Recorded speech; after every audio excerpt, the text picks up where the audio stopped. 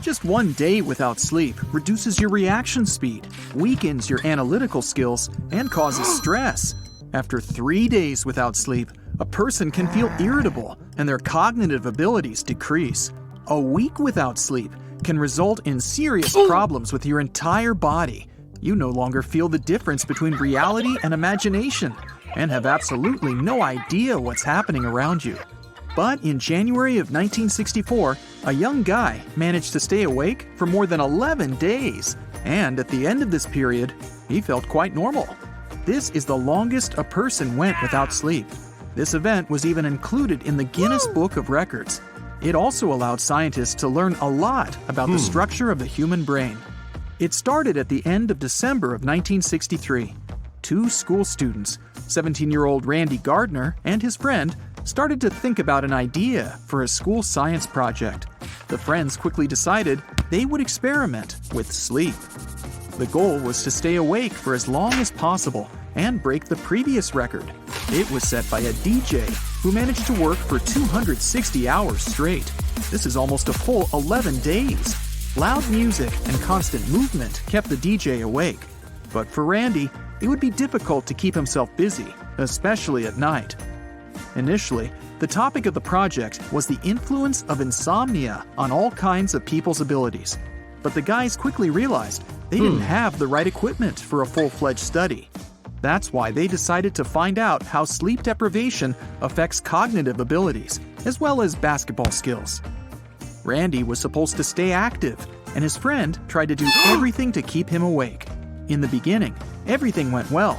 Randy's friend kept a diary to record the smallest changes in Randy's body. The first 2 days were quite simple for Randy. He was constantly on his feet and didn't go to bed. He felt pleasant excitement, had fun, and did sports. Throughout all that time, his friend made notes in the diary. But on the 3rd day, the friend found himself sleeping against the wall. He had dozed off while writing notes. Luckily, Randy managed to stay awake. The guys quickly realized they couldn't cope with this without additional help. They called a 3rd friend and wrote an article for a San Diego newspaper. William Dement from Stanford University saw the article and got interested in this experiment.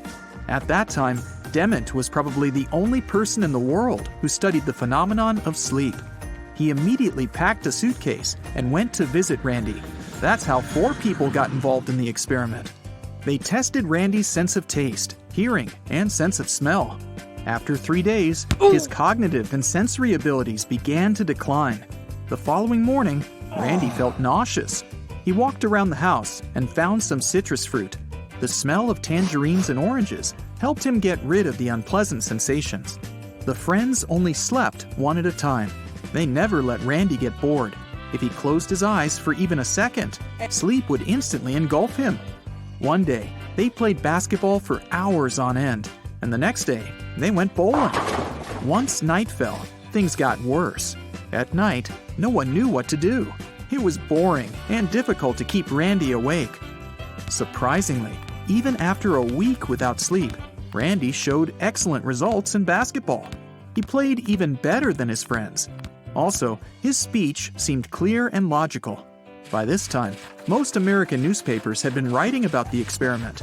Randy had become a celebrity, and it helped him stay awake. Other scientists came to observe the experiment.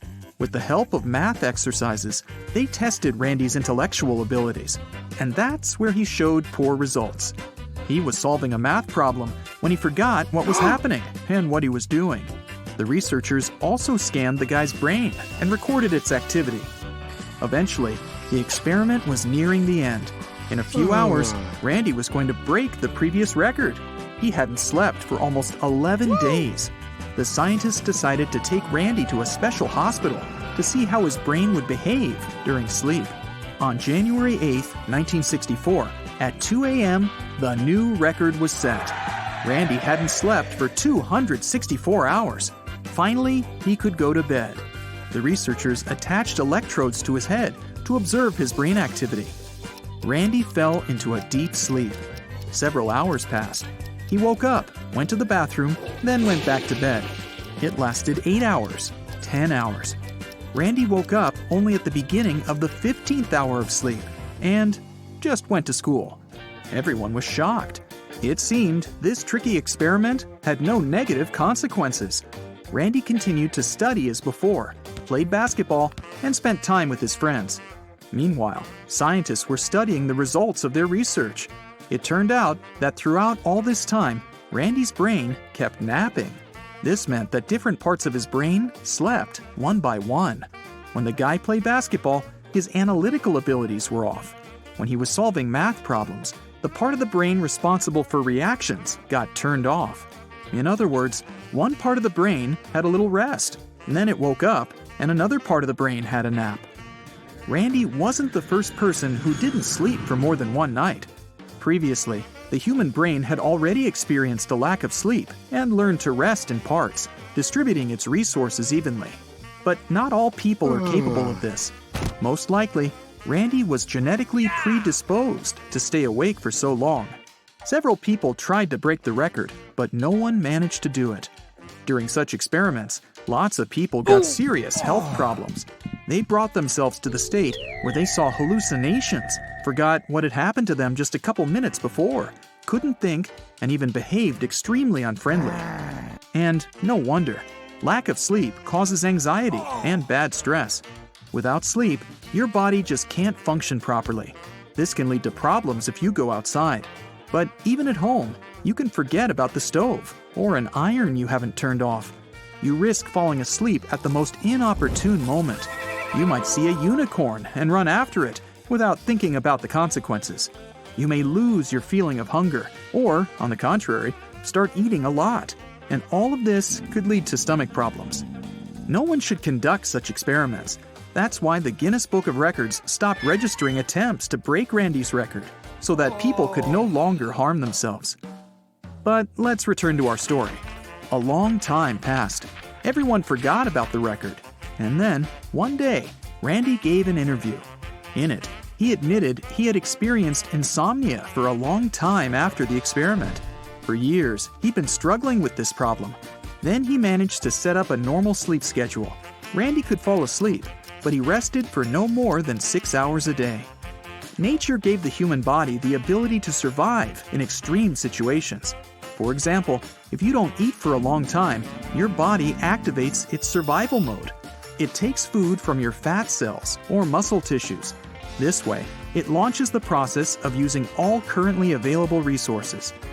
A person can live without food for several weeks and without water for several days. As soon as a person gets food and water, their body recovers. The same goes for endurance. For thousands of years, people ran to survive.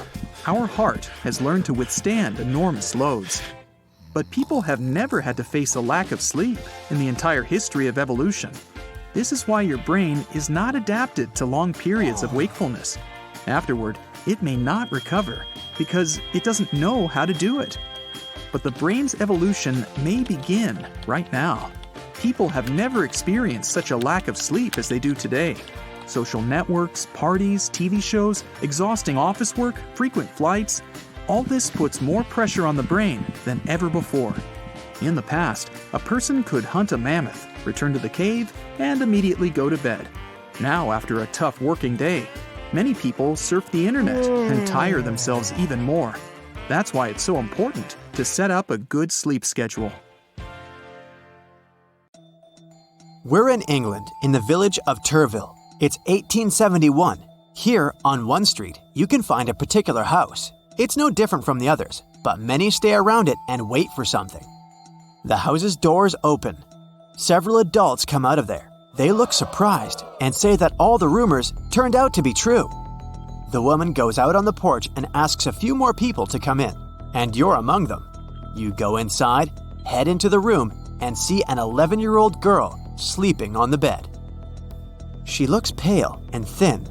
Despite loud people's conversations in the room, the girl doesn't wake up. Her mother says it's been 6 months since she fell asleep. You leave the room, and the next few people come in to see the sleeping girl with their own eyes. This is a story about the most prolonged sleep in history. The record belongs to a girl named Ellen Sadler, who slept for 9 years. She was born in the English village of Turville in the second half of the 19th century in a big family. Ellen was the 12th kid. Her parents weren't wealthy and worked hard to make ends meet. They taught their sons and daughters to help them from an early age, and Ellen was no exception. When she turned 11, she left home to work as a nanny in a nearby town.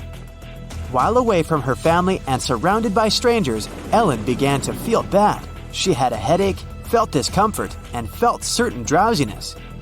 These symptoms became so severe that the girl couldn't work properly. She returned to the house in the village where her parents sent her to the hospital. The doctors didn't know how to help her because they couldn't diagnose her. They spent 18 weeks trying to cure the poor girl. As a result, still unwell, Ellen was discharged from the hospital. After returning home, she experienced severe headaches and drowsiness. Ellen Sadler felt worse and worse. And then, one day, she quietly lay down in her bed and fell asleep. Ellen woke up only after 9 years. All this time, the girl's mother took care of her. She fed her milk and tea. The sleeping girl was losing weight and strength. Soon, the whole village found out about Ellen. People started coming to her house to see an unusual phenomenon. They looked at her, tried to wake her up, and told their friends about her. The news about the sleeping girl spread throughout the country. Ellen had become a spectacle. People from all over England came to see a person who had been sleeping for several years. They called the house where Ellen's family lived Sleepy Cottage. Doctors and reporters came there. One journalist from the Daily Telegraph described that the girl's body was weak and too soft. Her feet were icy cold and her lips were blue. The child's breathing was barely discernible. It seemed that life was slowly leaving this body. The girl's family took donations for the care of their daughter. Therefore, many people thought it was all a performance. For some reason, the mother didn't allow the doctor to stay with Ellen for a long time. Some said that her mother gave her sleeping pills every day to not let her wake up. And someone claimed that they had seen a conscious girl sitting by the window. Also, the girl's mother rejected the doctor's offer to conduct a medical examination in a London hospital. We're unlikely to find out the whole truth about her since there was no official diagnosis from doctors. It's possible the girl fell into a coma or suffered from another disease that was unknown to science in the 19th century. It could be a chronic sleep disorder in which a person experiences uncontrollable bouts of drowsiness. You can walk down the street and want to sleep so much that you fall to the ground. Ellen grew up in a large family and got used to hard work early. Perhaps severe fatigue and lack of sleep provoked narcolepsy. In any case, this story had a good ending. One day, Ellen Sadler woke up. She didn't remember what had happened and was very surprised when her family told her about the 9-year-long dream. The girl's growth slowed down a little and her eyesight worsened, but her health wasn't bad. Ellen got married and had 6 children. In 1911, at the age of about 50, she passed away. Let's see a completely opposite story about a person who set a record for the longest time without sleep. In January 1964, 17-year-old Randy Gardner, a high school student, claimed he stayed awake for several weeks. The experiment started in December and ended in January. At the end of that time, he felt pretty normal. This event was in the Guinness Book of Records and allowed scientists to learn a lot about the structure of the human brain. Randy wanted to do a science school project related to sleep. He had to stay awake as long as possible, and his friend had to make sure that he was always awake. In the beginning, everything went well. Randy's friend kept a diary where he recorded the slightest changes in the subject's body. Randy held on easily for the first 2 days. He was constantly on his feet and didn't come to bed. After 3 days, his cognitive and sensory abilities began to decline. On the 4th day, Randy felt sick. He walked around the house and sniffed citrus fruits. The smell of lemons and oranges helped him get rid of this bad condition. During the day, Randy played basketball and went bowling with friends. The nights were boring because the guys didn't know what to do. But still, Randy didn't go to bed. A week passed, and Randy showed excellent basketball results. His physical skills hadn't changed. His speech was clear and logical.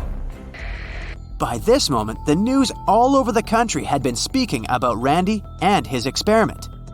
He became a celebrity, and it also helped him stay awake. Scientists came to Randy. With the help of mathematical questions, they tested his intellectual abilities, and here he showed poor results. He was solving an example in mathematics, but then he forgot what was going on and what he was doing. Scientists scanned his brain and recorded its activity data.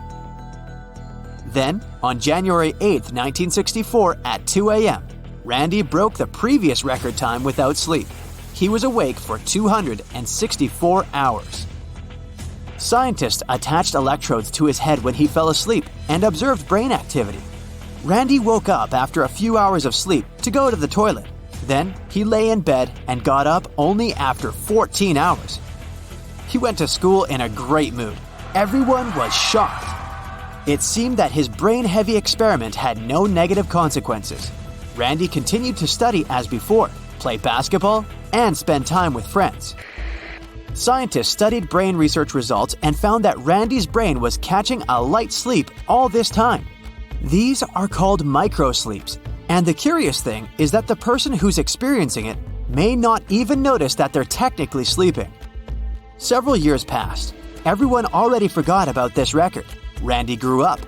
One day, a reporter remembered Randy's experiment and interviewed him. He admitted that the experiment hadn't passed without a trace. For many years, Randy experienced severe insomnia. It was driving him crazy. He spent a lot of time and effort to overcome this disease. Fortunately, he managed to adjust his sleep regime. Randy slept 6 hours a day, which was quite enough. Repeating this experiment is a bad idea. Even 2 days without sleep are a great stress for the body. For thousands of years, people have survived hunger and complex work conditions. Our heart is trained to experience high loads, and our body can survive difficult situations. But our body has never encountered a lack of sleep in the entire history of humanity.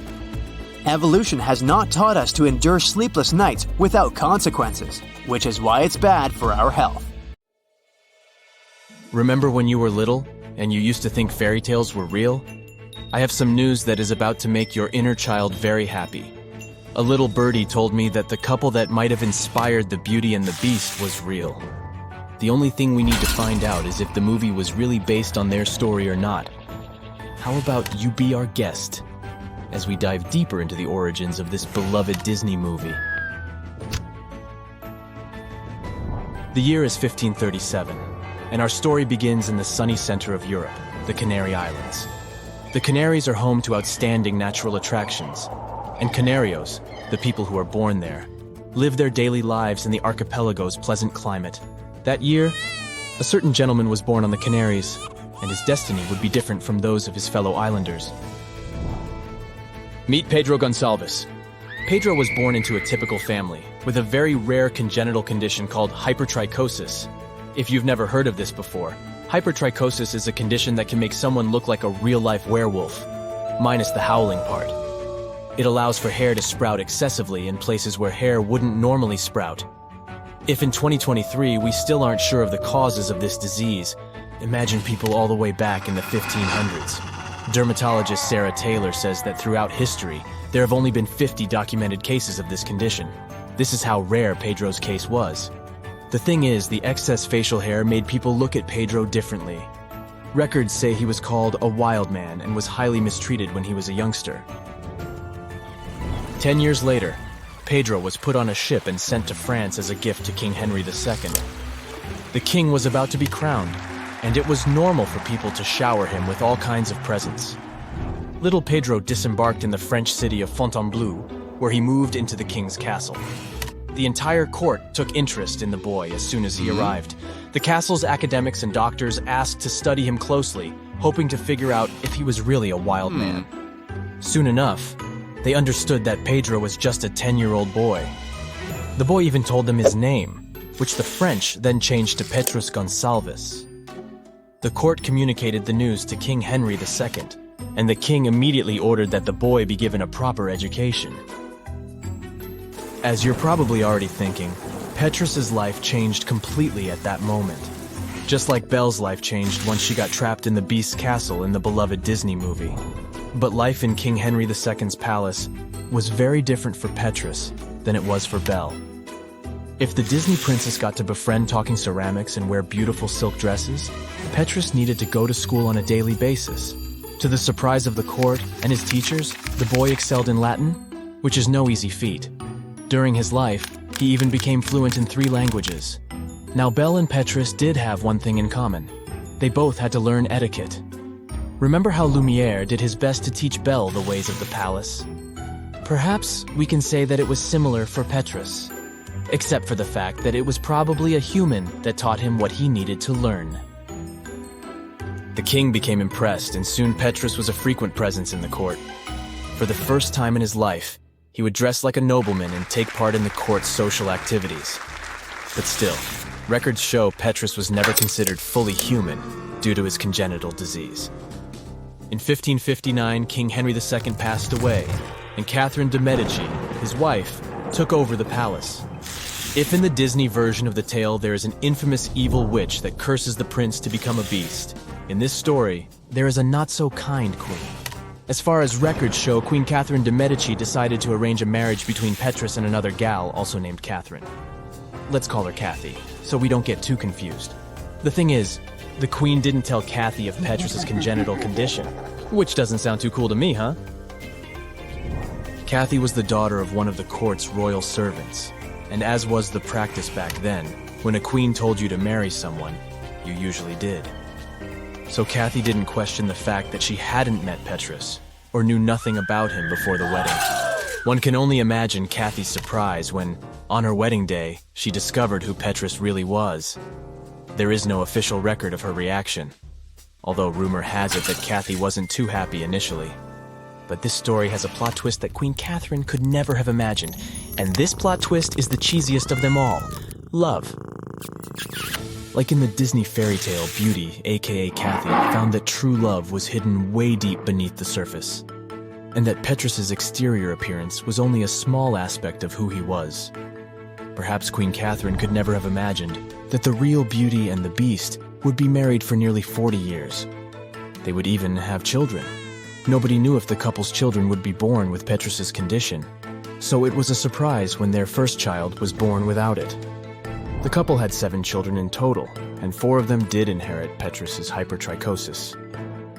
The Gonsalves family became a huge attraction in France's court.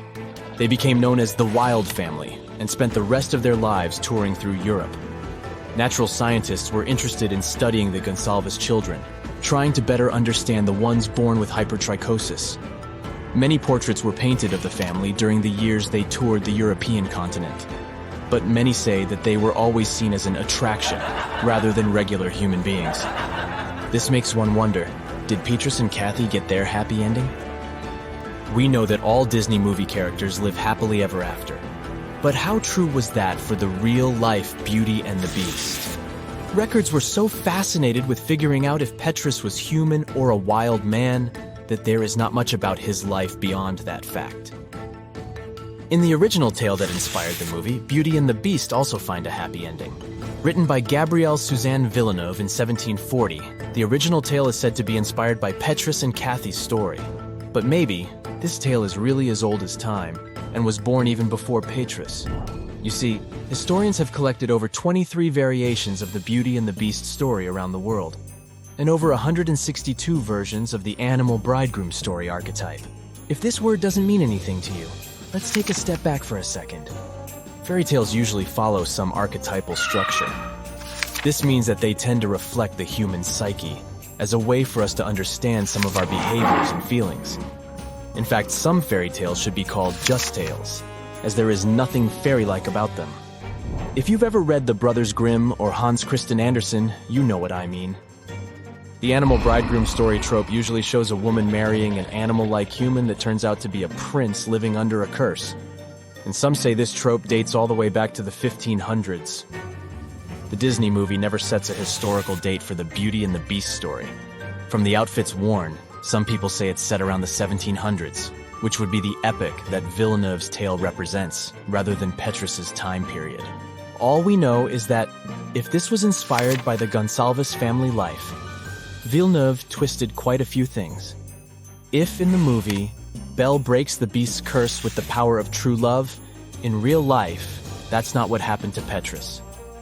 There was no evil witch cursing him. He would never be able to get rid of his condition. The turning point of this story would be if society would have accepted him as he was, and perhaps never have called him a beast to begin with.